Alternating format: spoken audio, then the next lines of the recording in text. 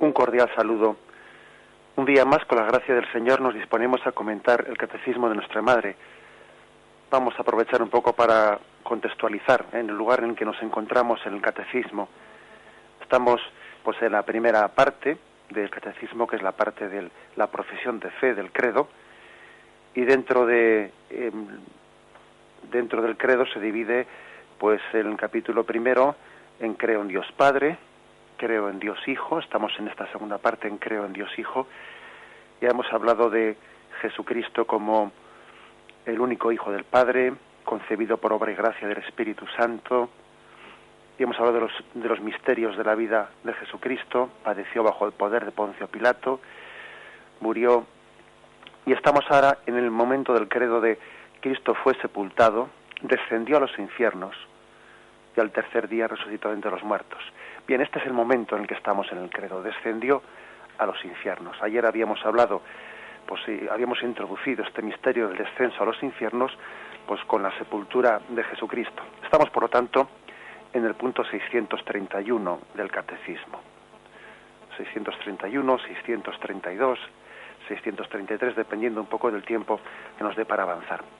Bien, para contextualizar, quisiera brevemente resumir lo que ayer exponíamos sobre la muerte de Cristo, que introduce el descenso a los infiernos. La Iglesia, en el Catecismo, en los puntos que ayer comentábamos, especialmente 625 al 627, la Iglesia afirma especialmente dos cosas en el momento de la muerte de Cristo. En esos 3 días, aunque no fuesen días completos, que tuvieron lugar desde la muerte de Cristo, el Viernes Santo hasta el Domingo de Resurrección. En primer lugar, que, como decía el Catecismo en el primer punto, en el 624, que por la gracia de Dios, Cristo gustó la muerte para bien de todos, es decir, experimentó el drama de la muerte. Esa es la primera afirmación clara. Cristo quiso también asumir pues la experiencia humana que es consecuencia del pecado, y aunque Cristo no pecó, él sí que asumió las consecuencias del pecado, muchas de ellas por lo menos. Cristo asumió la muerte también como una consecuencia del pecado. En segundo lugar, también la Iglesia en nuestra fe afirma una segunda cosa, que ahí también tiene lugar un acontecimiento salvífico.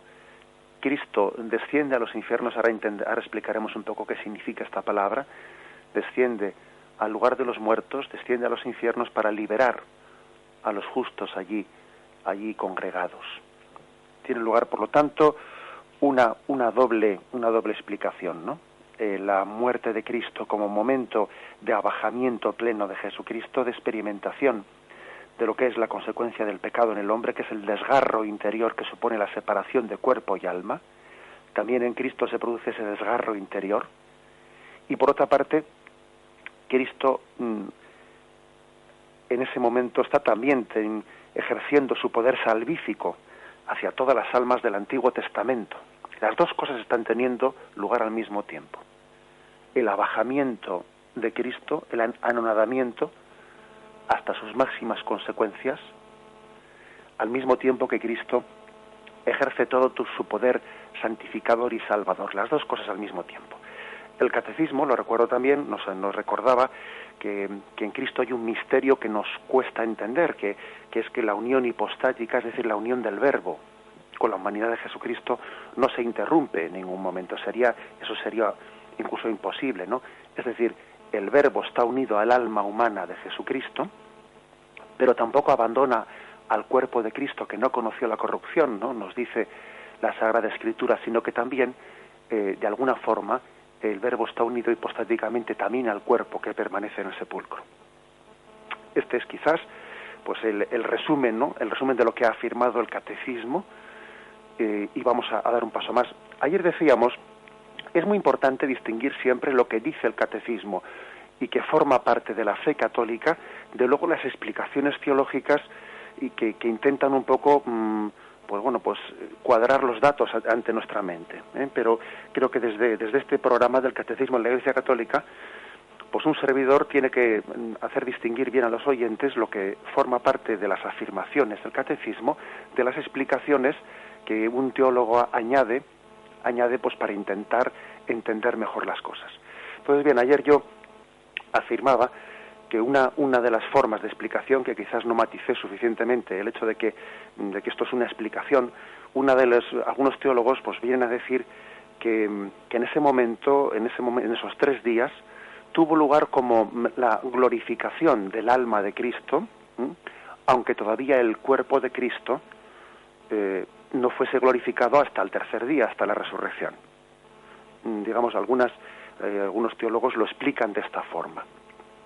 ¿Qué datos en la Escritura hay para apoyar esto de que el alma de Cristo es glorificada ya en el momento de la muerte, sin esperar al 3er día, a la resurrección?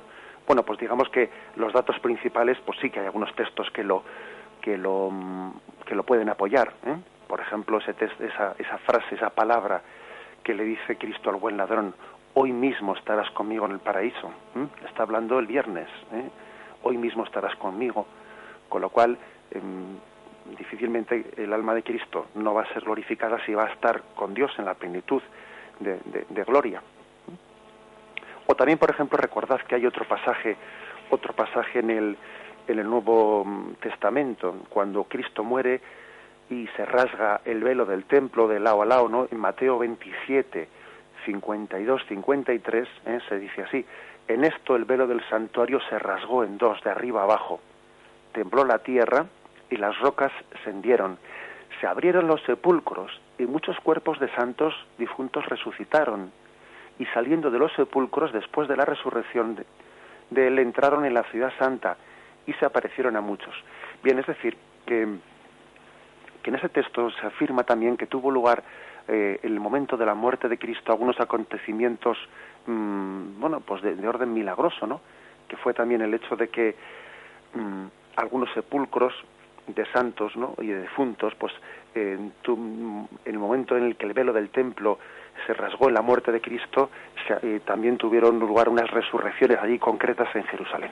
Eso también parece indicar que el momento de la muerte de Cristo puede ser un momento de la glorificación de su alma, y parece que se está como trasluciendo aquí ese descenso de Cristo al lugar de los muertos y esa liberación que tuvo allí lugar, puesto que también tuvo lugar pues como esa especie de eco en Jerusalén de algunas resurrecciones concretas, como una especie de efecto milagroso de eso que estaba teniendo lugar en lo más profundo del seno de la tierra. Bien, pues digo que hay que distinguir entre lo que dice el catecismo y las explicaciones. Algunas explicaciones dicen pues que lo que pudo tener lugar en ese descenso de Cristo al lugar de los muertos fue la glorificación del alma de Cristo, y por eso Cristo, su alma glorificada, es ya salvadora. El que ha sido glorificado va a dar la gloria, va a dar la gloria a todos los justos del Antiguo Testamento. Es una explicación.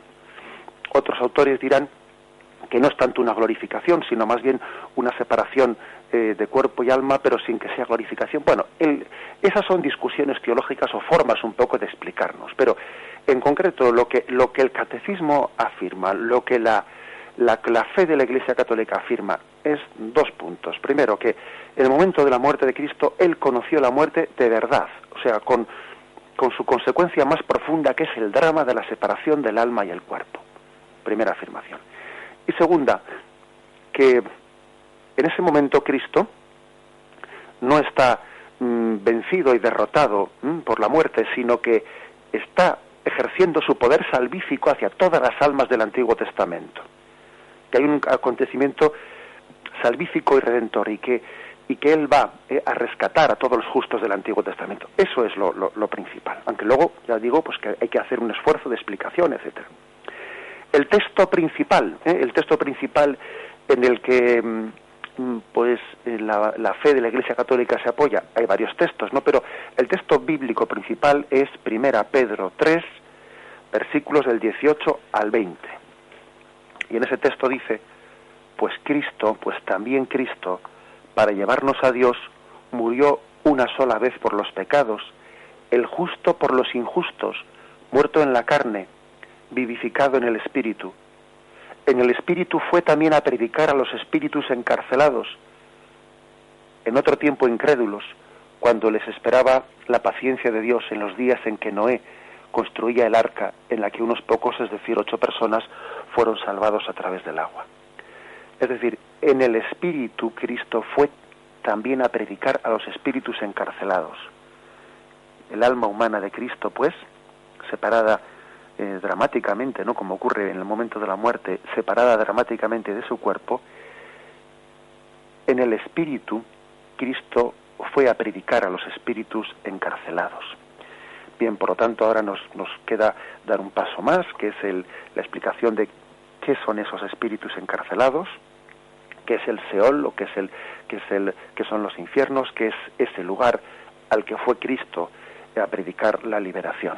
Vamos a hacer un momento, o sea, Jesucristo.